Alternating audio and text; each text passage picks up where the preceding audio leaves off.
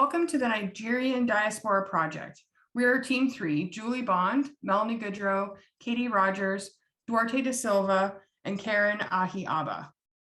And we can't wait to introduce you to Nigeria.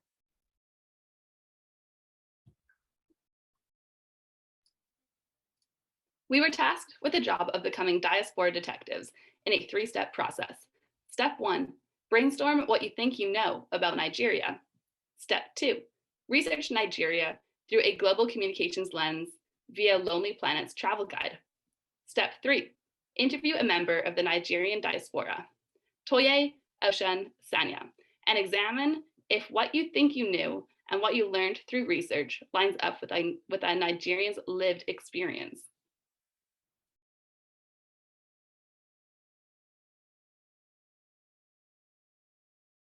Before we embarked on our journey to better understand the Nigerian diaspora, we took some time to list the things we thought we knew. We agreed on some common stereotypes, for example, that Nigerians were corrupt, or that they were a non-speaking English or non-English speaking nation, or that they were fashion forward or overtly sexualized. We then took a deeper dive into some facts, statistics, and general knowledge we collectively assembled. Economically, Nigeria is the richest country in Africa, and petroleum is their main export. Politically, power typically shifts from north to south and back again every 4 to 8 years. Nigeria gained its independence in 1960, but has had a tumultuous journey to democracy with several attempted coups over the years. Socially, Nigeria is the most populated African country with over 200 million people. There are more than 200 ethnic groups and over 400 tribes. The religious breakdown of Nigeria is generally 49% Muslim, 43% Christian, and 8% the other traditionalists, agnostics, atheists. And Nigerians generally emphasize respect for elders. Technologically, Nollywood is one of the main exports from Nigeria and their entertainment industry, as well as the social media that is commonly used. Environmentally, Nigeria has variable rain and dry seasons that are hot and wet most of the year in the southeast, but dry in the southwest. Northern Nigeria has a steep climate and a savanna climate in both the north and west. Nigeria is located in the west central of Africa.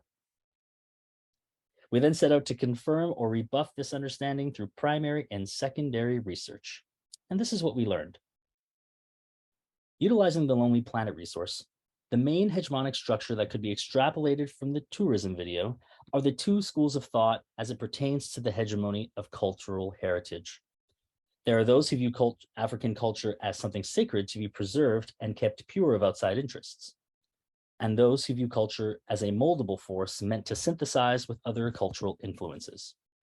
An example in the video would be the culturally important figures and symbols that are being repurposed as tchotchkes for tourists who seldomly grasp the significance of the object or region. The video didn't really touch on religion much, so it was exciting to get a perspective from a member of the diaspora. When conducting the interview with Toye, we touched on how African culture is commodified and represented to the rest of the world. It seems that his concern wasn't so much the fact that people were drawing cultural influence and repurposing it for other means, but more so the inaccuracy with which Nigerian culture was being represented and interpreted. Toye actually quotes Salman Rushdie when saying that the exploration of other cultures is a good thing, but respect for the cultural research is paramount when attempting to navigate unfamiliar customs. I asked Toye about the hegemonic structure of religion in Nigeria compared to Canada, and his answers were pointed and sometimes a bit dystopian. Toye describes the primary difference between countries by sharing that the separation of church and state in Nigeria is almost non-existent. According to Toye, although the right to religion is guaranteed in the Nigerian constitution, there are certain religious groups who benefit from public policy decisions more than others. Here are his thoughts on religion. Religion does, it has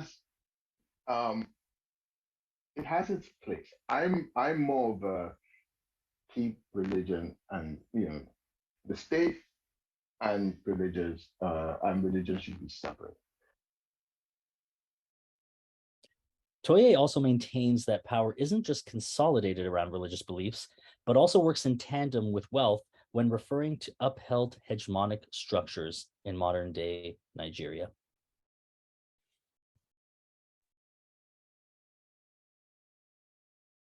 The fashion and arts industries in Lagos, Nigeria are examples of imagined communities as discussed in our lecture.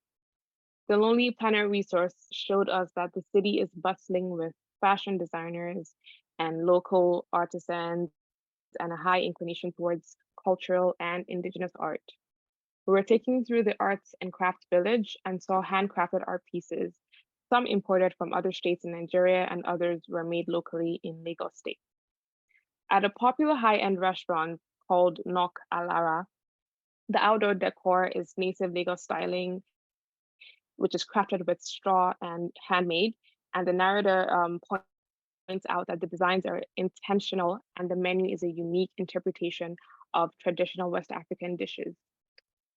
All these little details point back to the solidarity to the city, culture, and the nation. Upon discussing the topic of imagined communities with Toye, we realized that what our research did not show us was the more practical ways in which Nigerians build community back home and in the diaspora. Toye spoke about integration into imagined communities that are formed around sports and religious affiliations. Toye said that the very first place that most Nigerians in Canada troop to is a church or mosque. From this, other smaller communities and units are built and formed. We are actually united by religion, actually, if I'm to be honest. So the very first place most Nigerians will go to, even the ones that do not have religion, is the church. Yeah, church or a mosque. There's something to be said about, being in the midst of people who you do not have to explain yourself to.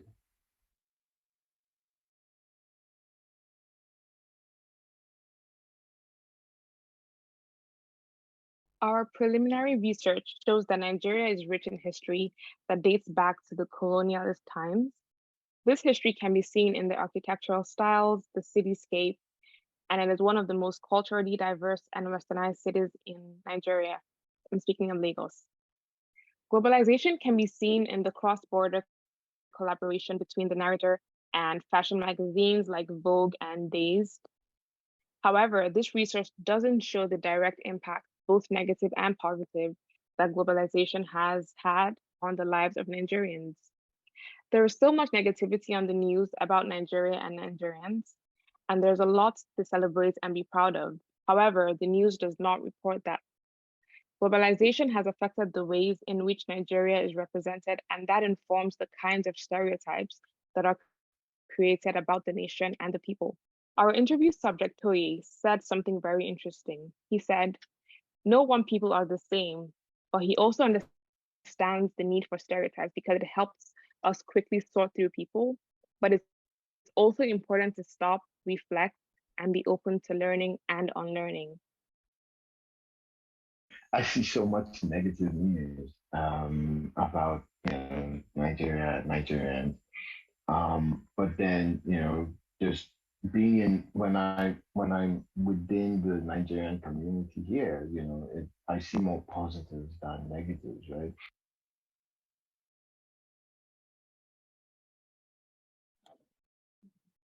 The Lonely Planet website breaks the Nigerian swindler and the non-English stereotypes, but certainly reinforces the fashion stereotype.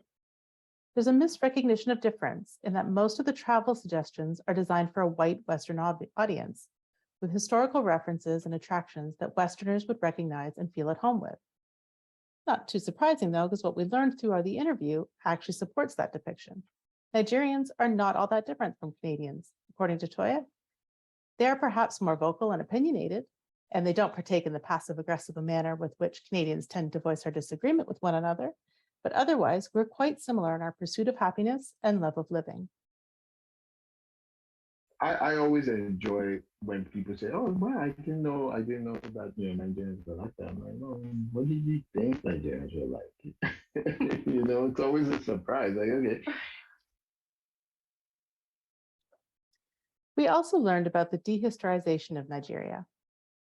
There's only recently been a renewed interest in teaching history as a subject.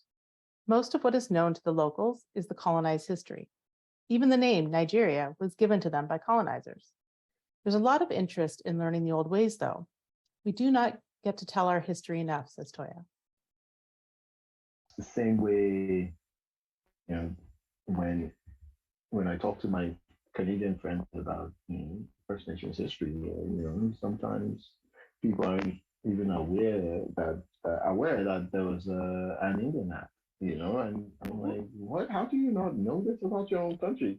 Yeah.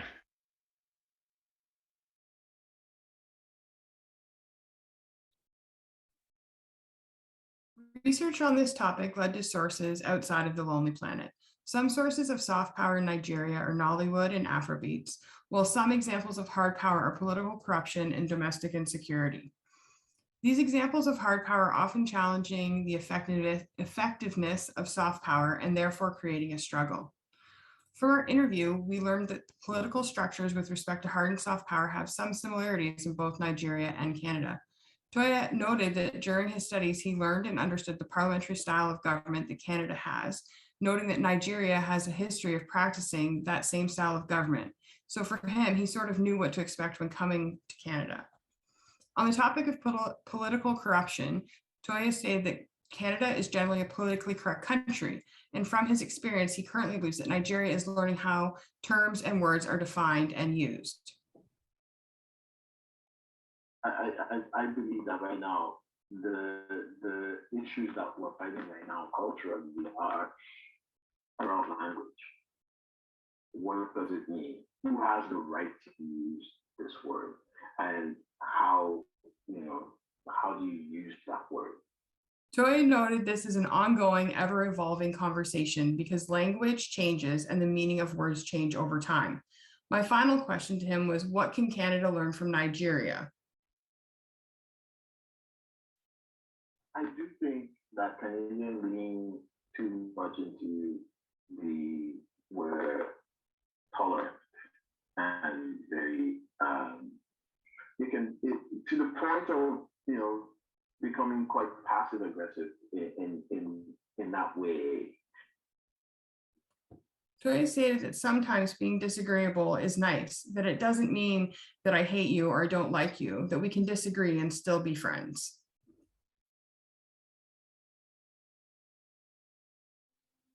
During our initial brainstorming process, we didn't have much information on surveillance and privacy in Nigeria. The extent of our knowledge was that social media is commonly used and that Nollywood is commonly watched. During the research process, we found that Lonely Planet is surveilling recent activity in Nigeria that might be relevant to travelers. This is evident in their travel news section, which is reporting on a recent murder of a French tourist who was traveling the country. Additionally, the Nigerian Data Protection Regulation, the NDPR, is the main body of data protection. And despite these regulations, a report showed that there was a data leak and that authorities didn't take much action to save the data of 75,000 Nigerian citizens. Finally, we found that the government is surveilling the activity of its citizens.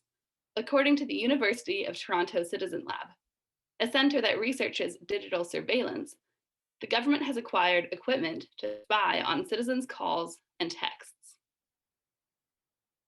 In the interview, I asked Toye if he's heard of this claim. He says he had, and he believes that it's true.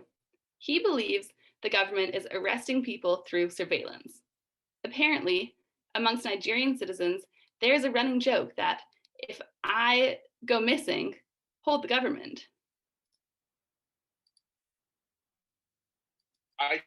I think they have it. There's been a couple targeted arrests that we've noticed, and they don't do things like that if they do not have information. Toye also shared that the Nigerian government used to control what was in newspapers, TV, and on the radio, but it can't control what is on social media. The government is seeing the influence of social media in the political space and how it is mobilizing young people. This is especially a threat because more than 60% of the population is young. Toye says there's been a push for the government to control media and as well to stifle speech. We've seen recently some heavy-handed moves by the government to try to control media. I don't know how far that they've gone. However, there was a rumor that they had tried to purchase a China-style firewall, and that failed. So we don't know, what next. So So now that they're trying to get a lot of the social media companies to the table. This is especially evident when the government shut down the internet to stop Nigerian citizens from accessing Twitter.